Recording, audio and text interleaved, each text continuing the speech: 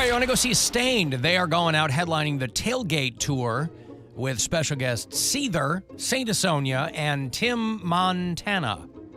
It's all going to happen at MGM Northfield Park on Friday night, May 17th. You can go to Ticketmaster.com for the info, tickets, whatever else, but I will have them for you right around this time all week. So the return of Stained, want to go see them? Big Car 10, and you will. 216-578-1007 or 800-348-1007. If you find yourself breathless with constant laughter, congratulations. Now, could you tell us what show you're listening to? It sounds fun. This is the Alan Cox Show. On 100.7 WMMS.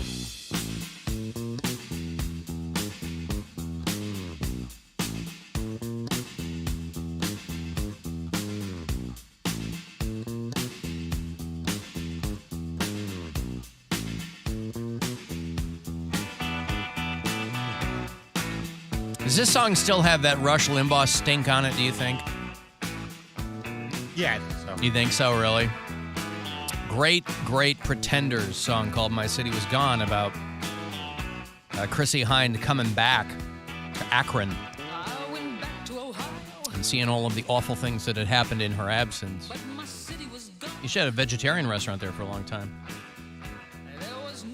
I'm not conflating that with something awful. I'm just saying she had it there for a while, but of course this was sullied for decades by one Rush Limbaugh. Because Chrissy Hynde's father was a fan of his, and so she had given him permission to use the song in a real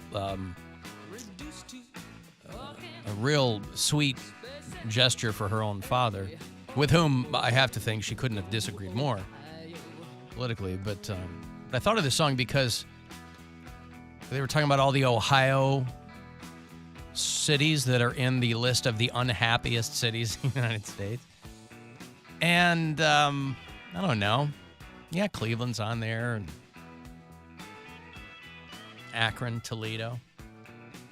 I mean, you meet someone from Cleveland, I'll come at you from an outsider. Yeah, sure, I've been here for 14 years now, right? But I'm not a Northeast Ohio native. And anytime you meet someone in your travels from any of those cities, you meet someone from Cleveland or Toledo or Akron, and in my experience, they've been unfailingly polite. Now, I couldn't tell you, I don't ever recall meeting someone from Cleveland before I moved here, so it didn't stick in my mind. You know, as a younger man, I don't remember going to school with anyone who was from Cleveland. And, but Cleveland, Toledo, and Akron rank very, very low on the happiest cities in the United States. And there are a lot of, it runs the gamut. There's divorce rates and people getting adequate sleep. Are people not getting enough sleep in Cleveland? Is that the implication? Probably not. There's probably a lot of people that have to work multiple jobs just to survive. There's probably people that are, they're struggling with substance abuse. So all those things factor into your happiness. And, it's weird because my experience is that I love Cleveland and I'm very happy. But my experience isn't what everybody else is going through. So it's like a bummer to hear this stuff because I'm like, I'm having a great time here. Right. Yeah, they ranked the 182 happiest cities in the United States, and Cleveland was second to last. Detroit, dead last. Cleveland, number 181. Now, that's just by the metrics that they used for this list. Not being able to sleep. Well, I mean, I'm singling those out, but I mean, there's other ones. But that means we're getting beat by, like, Montgomery, Alabama, right? Alabama, it's the American Taliban running things down there. Birmingham and what? Don't they have, like, the lowest IQ in Alabama, or is that Missouri?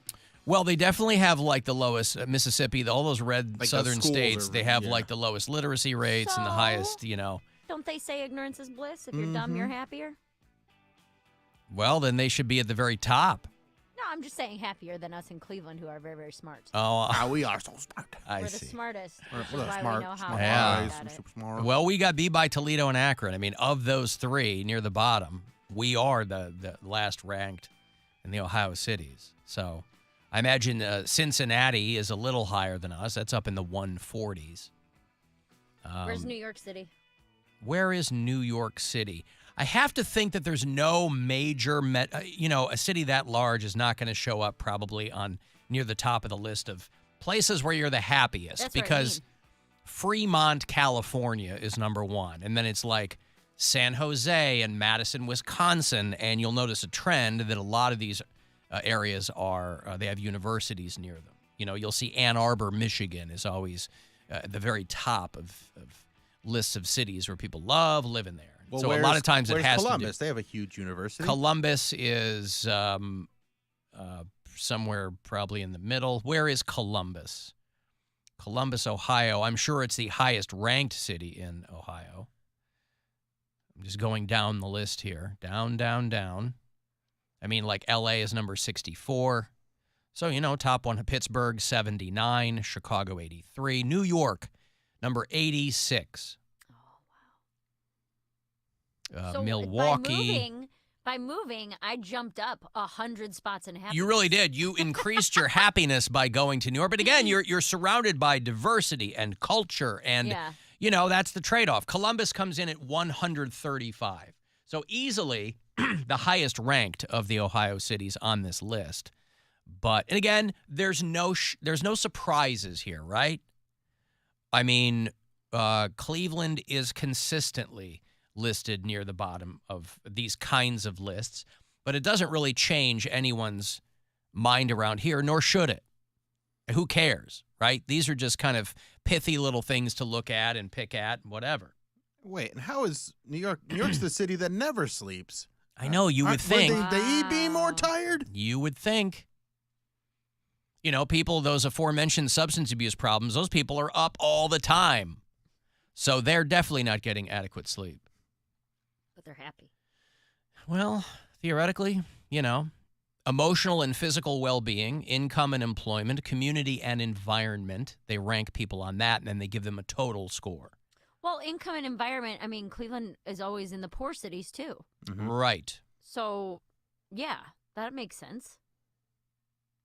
So a lot of these places are, admittedly, places that are expensive to live. San Jose, right? That's Silicon Valley. There's a lot of very wealthy people there. Minneapolis is at the top. So it's kind of this weird mix of like smaller towns where people of means probably go to retire.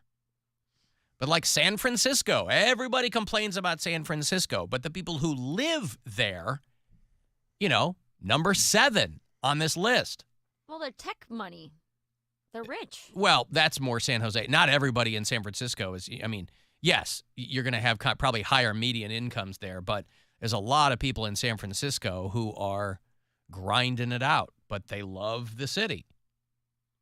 But boy, you watch anything on San Francisco and they want you to believe that it's some gaping hellhole, like that fire that will never go out in Pennsylvania.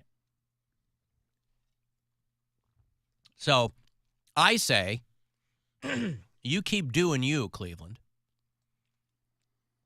And you're not dead last. That's still Detroit. But the thing is, you can look up, like I just Googled this to try and find this, and then there's another list that says Billings, Montana's the saddest city. Like so you can collect data and be like, all right, based on these things, we're going to say these are the saddest cities.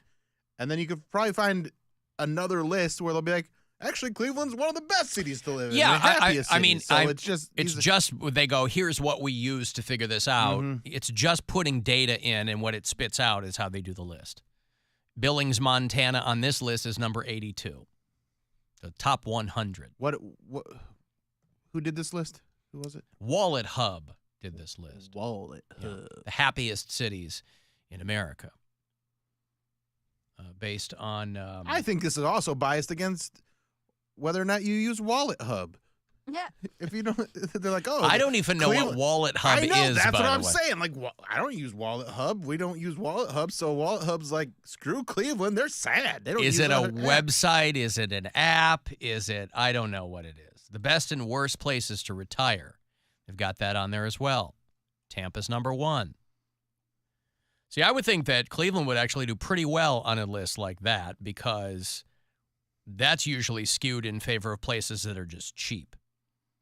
You know, it's less about quality of life, and it's more like how far does your dollar go when it comes to retirement? And obviously the larger cities are going to do more poorly on that. Where is Cleveland on the best list of cities to retire? I keep going up the list. Now, number 99. So we just 199999. So we just got in. We're wedged in between Juneau, Alaska and Charlotte, North Carolina. So, listen, in an age of big data, right now these are just pithy little things to look at and have a bit of fun with. But think about down the road when things like this are used in a specific way to admit or deny certain portions of the population. They go, oh, I'm sorry. You know, overseas in Asia where they have like the social credit scores, where it has way less to do with finances and more to do with like, oh, you don't get to do this because your score is this. It's like that Black Mirror, episode. Yeah, it's very similar to that.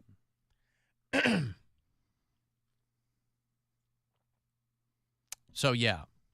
Speaking of Toledo, by the way, a Toledo actress named Katie Holmes. Am I pronouncing that correctly? Katie Holmes? Never heard of her. She was married to someone named Thomas Maypother IV for a while. Katie Holmes, of course, one of Toledo's favorite daughters. You know, a handful of successful performers have come out of Toledo. For a long time, it was just Jamie Farr. But Katie Holmes is from there. There's a girl on that show, The Boys, that Amazon show, The Boys. They have a spinoff called Gen V, and there's a girl on there who's real cute. She's from Toledo. Her name escapes me. But anyway, Surrey Cruz, who was the kid that Tom Cruise and Katie Holmes had together, is turning 18 years old, which means Katie Holmes' child support payments are ending. And so she's putting herself out there. When you go on somebody's LinkedIn, it says ready to work or available to work. That's pretty much where Katie Holmes is now. I don't know that she's really put herself out there because she was raising her kid. You know, they make a lot of hay about the fact that there was very little connection between Surrey Cruz and Tom Cruise. Katie Holmes wanted to kind of get her out of the clutches of the whole Scientology thing. But she has been getting $400,000 a year from Tom Cruise for the better part of a decade. And that is coming to an end as Surrey Cruz will be turning 18 years old. And so she's out there and ready to work. They're facing an uncertain future. It's not like she's a regular single mom who doesn't know what she's going to do, right? I mean, first of all, it's not like her kid, as someone who paid child support and a lot of it for a long time, there's no way that Surrey Cruz needed $400,000 a year. Obviously, that was for the lawyers to decide. But that is coming to an end. So Katie Holmes is, got to be out there. And obviously, she's a well-known commodity. I'm sure she'll have no problem getting back into. Remember the movie The Gift where Katie Holmes got naked? Yeah. The Gift with Keanu and Kate Blanchett. She had some perky boobs in that movie. I don't remember her boobs. I just remember her being naked in that movie. But, I mean, she was very young in that movie, too, right? That was 15, 20 years ago that movie came out. And Katie Holmes now is 45 years old. So she's back out there. That's a good movie. I like that movie. The Gift is a very underrated movie, I think. There's another movie called The Gift with Jason Bateman and Joel Edgerton. That's a wild movie, too. I believe that's called The Gift. But I'm talking about the one down on the bayou with Keanu. Because Keanu played against type. He was an abusive husband. right? Yeah. And Kate Blanchett and Katie Holmes, and it was a good movie. If you want to leave us messages, you always can. We get a lot of them over the weekend, of course. The After Hours line is available to you. It's 216-986-8903. Hey, you guys were talking about the Carradine family and specifically mentioned Robert by name, but you forgot his best role, probably his most famous role, the iconic role of Lizzie McGuire's dad. So, Poundcake, are you a real fan if you only know Hillary Duff and you don't know whatever her dad's name was in the show? That's how iconic it was. I at least knew he was in the show. No idea any of the other characters. Poundcake, we're disappointed. All of us. We expect more from you. Please do better next time. Study the Lizzie McGuire cast. I wouldn't say all of us are disappointed in you. I don't know anything about Lizzie McGuire, so I didn't know that Robert Carradine played her father. But I can't imagine that you would have committed the actors' names to memory either, Poundcake. No, I only know... You were a fan of the show, didn't mean you knew who the actors were. I only know the other bitch on the show who played her best friend. The other bitch. Her name was, in the show, she was Miranda, and her real name was Lelaine, because I thought that was like a weird name. Okay. But I don't know. I think she was like a one-name actress. Like Lelaine Vergara Paras was her full name. According to Poundcake, she should have been credited as that other bitch. Yeah. That's the only other person I know. Robert Carradine played Sam McGuire, Lizzie McGuire's father. Now, I never watched that show, but as a card-carrying 90s kid, that caller might have a point. You have disappointed him. We were talking about the Carradines last week, and Robert Carradine's been around so long that you'll have a generational touchstone. Mine was him in Revenge of the Nerds. I would have never known he was in Lizzie McGuire because I didn't watch that show. Yeah, right. That's the one that came. Lizzie McGuire gave birth to Ethan Kraft. So I don't know the words that are coming out of your mouth right now. I understand.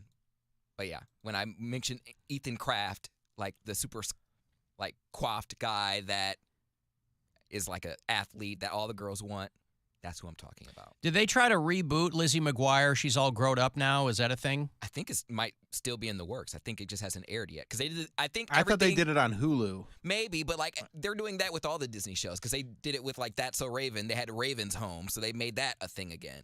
So they're trying to capitalize on all those kids getting older. Like nostalgia. But I don't think it's going to work because the kids don't know that it's nostalgia. They just think it's a new show, like just with these old people. So I have no idea. Well, I think they're trying to get the audience back and make it more mature. I thought they did it on Hulu and they made it more of an adult show. I mean, that's all Fuller House was, right? They were like, hey, remember us? Mm-hmm. Now we're all older, just like you. The Lizzie McGuire movie is so iconic. Like there's so many different memes I use for that. And yet you didn't know that Robert Carradine played her father. No, but I did post Hillary Duff on my Instagram this morning.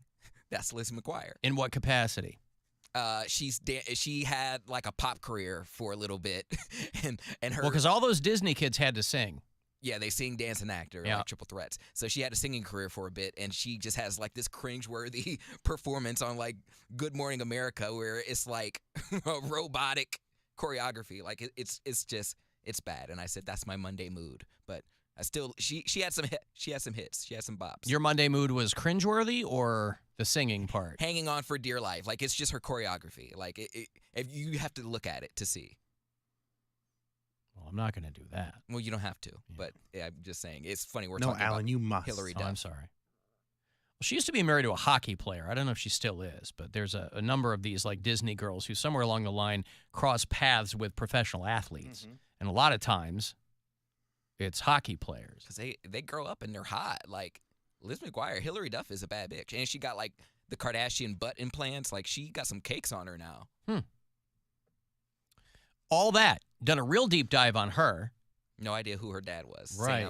Robert Carradine. Sam McGuire. Carradine played. Well, all right. Well, anyway, I that caller is disappointed in you. And, of course, I would simply tell him, don't worry about it. It ain't the first time, and it won't be the last. Hopefully not. How are you not used to it? Who says I'm not? No, not you. The caller. The caller. Because hope springs eternal. And every day somebody wakes up And their mood, they might not post it on Instagram, but their mood is, maybe today, Poundcake won't disappoint me. And I would imagine there probably are plenty of days where they get what they want. Just not today with that guy and Robert Carradine. It's a lot of pressure. Name of the game, baby. I got a break here. You want Cavs tickets? They're going to be playing the Heat. Cavs Heat here at the Romo Fijo. The game is the 20th of this month. It's a Wednesday night. If you want to get to a game, I'll hook you up coming back. 35192. I want to text me for anything else, and you can listen anywhere and drop messages as well on the iHeartRadio app. We got stuff. You want stuff. Win stuff. This week at